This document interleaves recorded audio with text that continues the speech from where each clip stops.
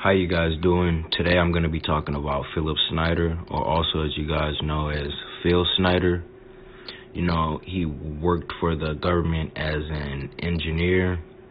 You know, he speaks about government cover-ups, black projects, and UFO phenomenon. Alright, let's start off with his death. On January 17, 1996, Philip Snyder was found dead in his Wilsonville, Oregon apartment. He had apparently been dead for 7 days. His body was found in what appeared to be in an unusual position. His feet were under the bed. His head was in the wheelchair seat at an unusual angle, and the rest of his body was on the floor, hands by his side. Blood was found on the floor near his wheelchair, but no blood was found on his wheelchair. No wounds were on his body to account for the blood. No suicide note was ever found. Snyder's death was considered to be caused by a heart attack, but later analysts showed impressions around his neck, the width of a catheter tube, that suggested his death was motivated by strangulation. His surviving wife, Cynthia, has stated that U.S. intelligence operators had thoroughly searched their home shortly after his death and made off with at least a third of the family's photographs. Cynthia also observed that Phil's lecture material and notes for his unwritten books on UFOs also went missing from his apartment, yet money and valuables remained untouched. Come on, you already knew what they were gonna go in there and do, especially if the money and valuables are untouched. Alright, I'm gonna continue. Cynthia was told by Detective Randy Harris that there was marks on Phil's neck. An autopsy report revealed that a rubber hose was tied around Phil's neck 3 times and then tied in a knot, which blocked blood flow to his head, resulting in him becoming incautious and then dying. But then it was the official cause of death was suicide. How do you guys go from suicide to heart attack? So you know what I mean? That debunks from what they were trying to say, and you know it's obviously bullcrap. It's just a whole messed up situation, man. It's crazy. I'm gonna continue. The official cause of death was suicide. The medical examiner took blood and urine samples at the autopsy but refused to analyze them, saying that the Clackamas County Coroner's Office would not waste their money on a suicide. A suicide? But then you guys say he had a heart attack? Come on now. Samples were kept for 12 months. When interested parties asked for these samples to be sent to an independent lab 11 months later, they were missing and presumed destroyed. Yeah, right. The government went up in there and took all them. In the testimony of Cynthia Snyder Dreyer, Philip had missing fingers on his left hand and limited motion in his shoulders. I believe that it was physically impossible for Philip to have held the rubber hose in his left hand with the missing fingers and then wrap the hose 3 times with shoulders that had limited motion. In order to end up where his body was, he had to sit on the edge of his bed, wrap the hose around his neck, slowly and painfully strangle to death, and fallen head first into the wheelchair. Mark Ruffiner, a longtime friend of Phil, said, I saw Philip the weekend of January 6th and 7th, 1996. We were going to buy land in Colorado. We were excited because he was going to hire me to help write a book about his knowledge on UFOs and aliens, the one world government, and the black budget. He did not commit suicide. He was murdered, and it was made to look like a suicide. That's believable. I believe it. Cynthia Dreyer stated that on January 17, 1996, I received a call that Philip was dead in his apartment and apparently had died up to a week before his body was discovered. This time frame places Snyder's death thereabouts on the same day as Carla Turner's unusual death on January 10th, 1996. I don't know if I mentioned this to you guys, but Paul Benowitz talked about Manzano Base in 1982, which turned out to be a confirmed U.S. military installation by Global Security.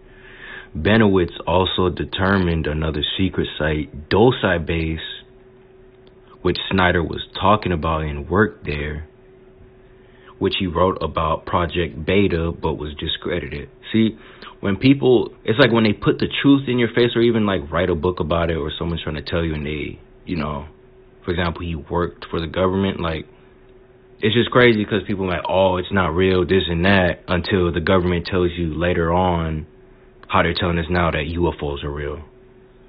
Crazy world we live in, man. Real crazy.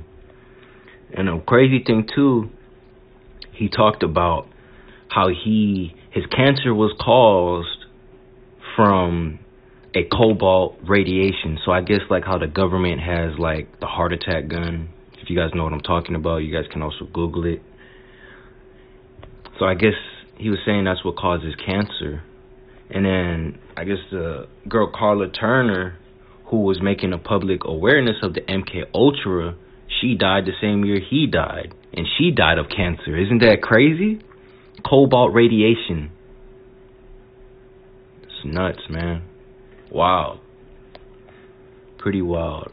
But you know what I mean? Like, whistleblowers, man, it's pretty good that they're talking about information like that so the public would know what's really going on. And the government, you know, the government's either trying to kill us, brainwash us, obviously,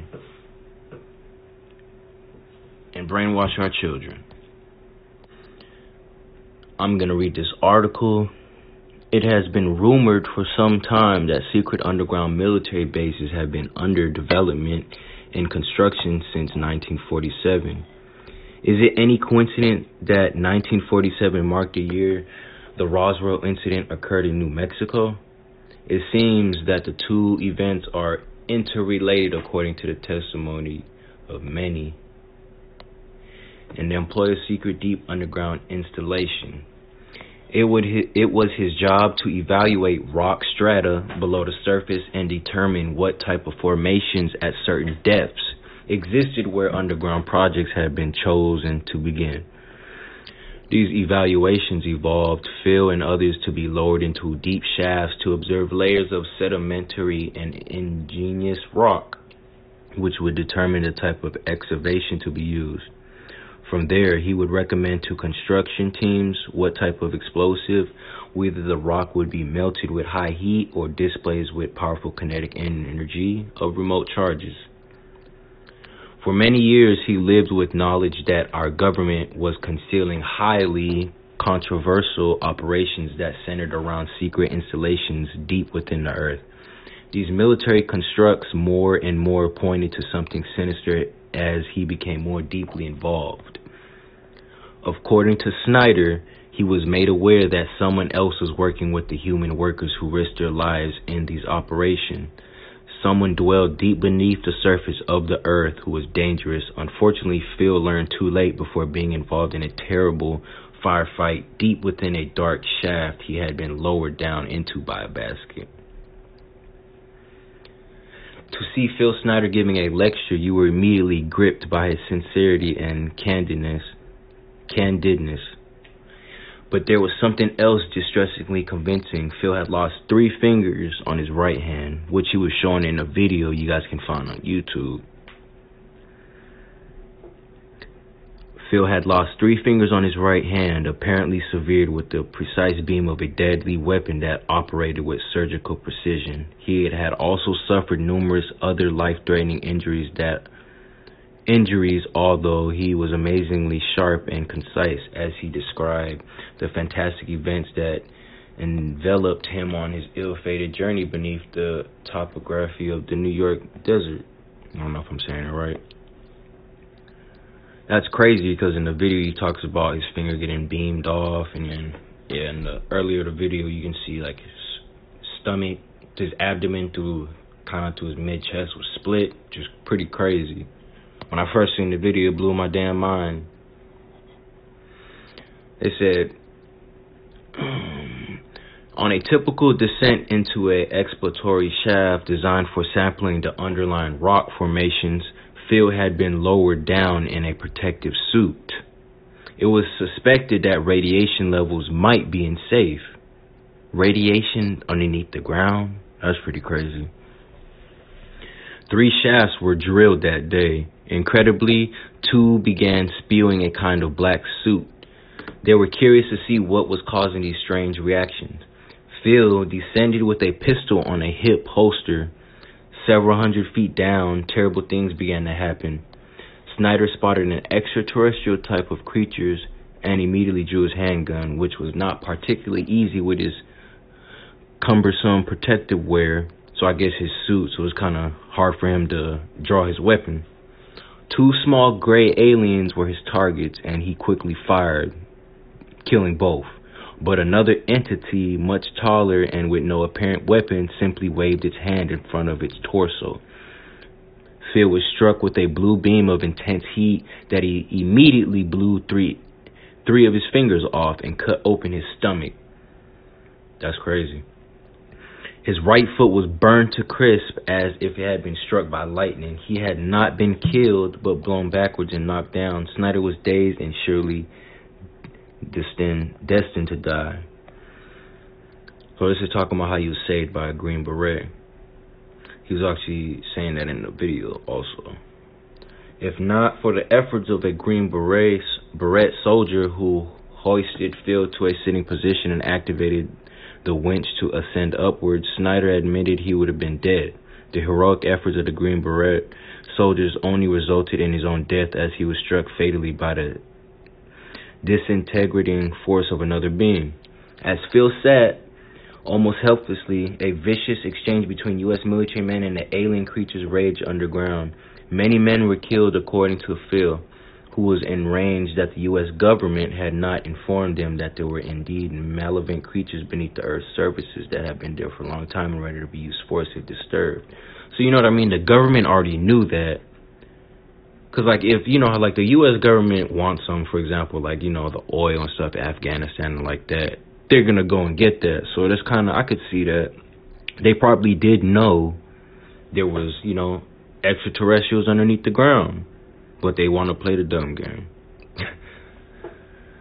Alright, I'm going to continue with this. Phil Snyder told his audience that the U.S. was at war with subterranean enemy, alien invaders who had apparently been on the planet for centuries, and man had stumbled upon them in his secretive projects. So here he was in front of the camera speaking live to a spellbound audience, his hand before him looking like a lobster claw due to the missing index, middle, and ring fingers sheared off by a deadly alien weapon. Alright, I'm done with this video. Can you guys give me a like and subscribe? I'll be dropping more content. It'll be better. Bye.